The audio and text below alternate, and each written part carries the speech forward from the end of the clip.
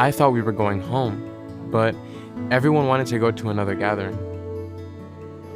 I told them I had service plans the next morning. I was hoping to get this new Bible study going, and I needed some time to prepare. It didn't go over so well. They started pressuring me, saying, "Well, what if he's not there?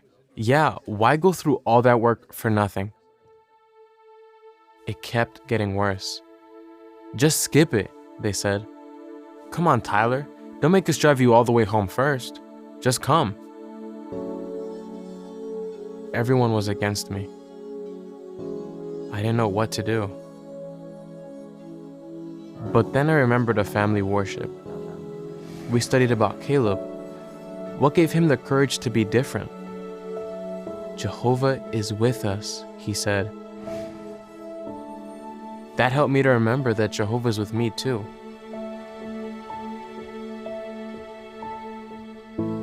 I told them that the gathering sounded really fun, but if it meant missing my Bible study, it wasn't worth it. I told them I would find my own ride home.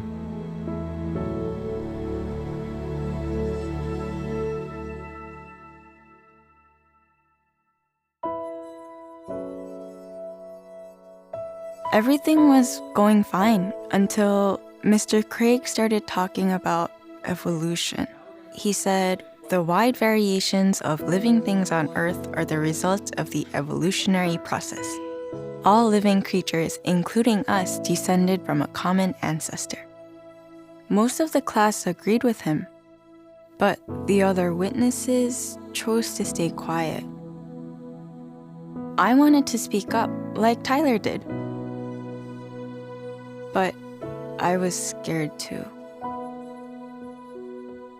But then I remembered my Bible study. Last week we studied about Jael. She probably felt scared too when facing the terrifying Sisera. But she used a tool she had to come to the assistance of Jehovah, and he blessed her for it. It made me think about, what tools do I have? I think there are good reasons to believe that God designed all living things. My phone contains a lot of information. My contacts, notes, emails, pictures, but it didn't come that way. I put it there. That's just a phone. What about the information for this plant? Where did it come from? I'm really glad I took a stand, and it even led to a good witness.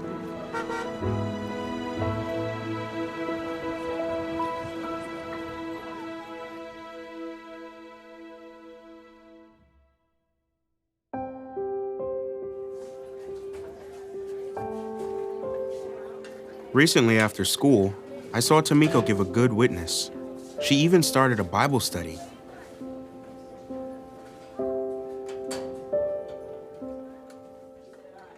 But not everyone was a fan, especially these kids. They saw me out preaching last week. They started saying things like, "No one wants to read your garbage. Why do you always push your ideas on people? Do your parents force you?" At that point, I would have given almost anything for them to leave me alone. But last week, we studied about the prophet Micaiah at family worship. He could have easily lied to the king, but instead he spoke the truth, and he made Jehovah's heart proud. I wanted to make Jehovah's heart proud too. Then I told them, "You want the truth? No one forces me to preach. I do it because I want to." Jehovah's Witnesses love people, and we want to share with them good news from the Bible. One of them said I gave the wrong answer, but I didn't think so.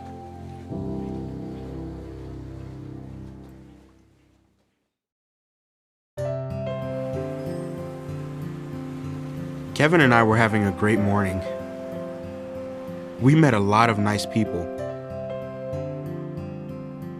But then we saw those same kids from school. Kevin said that we should just leave and that we didn't need any trouble. At that point, I could feel my palms starting to sweat. But I knew I'd have to face them again. Then I thought about Jeremiah. I recently did some personal study on him.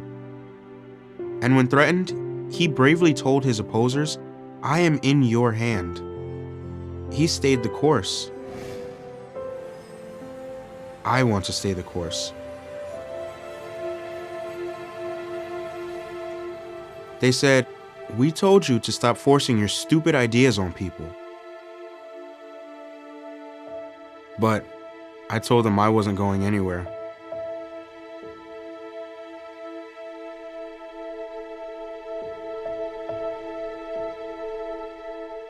Then he just laughed and said I wasn't worth it.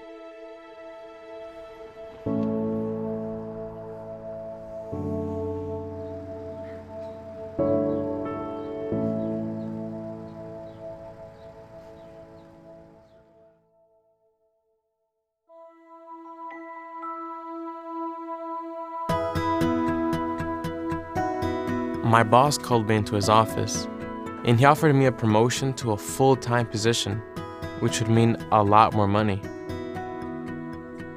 I was in a meeting at work, and they told me how much they appreciate me and my good work ethic. And then, suddenly, they offered me this full scholarship to start pursuing a career. My uncle told me he'd back me financially if I ever wanted to stop working for him and start my own construction business.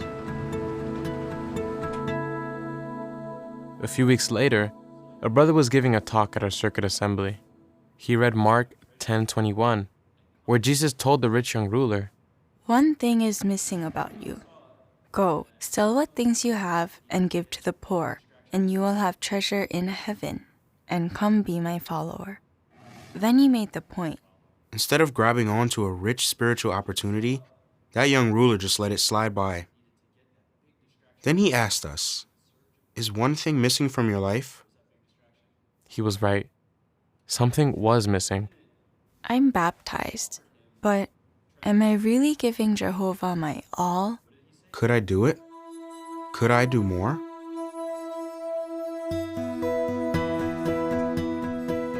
I was determined not to let a spiritual opportunity like full-time service pass me by. You need courage not only when things are bad, But you also need it to pursue a life of self-sacrifice.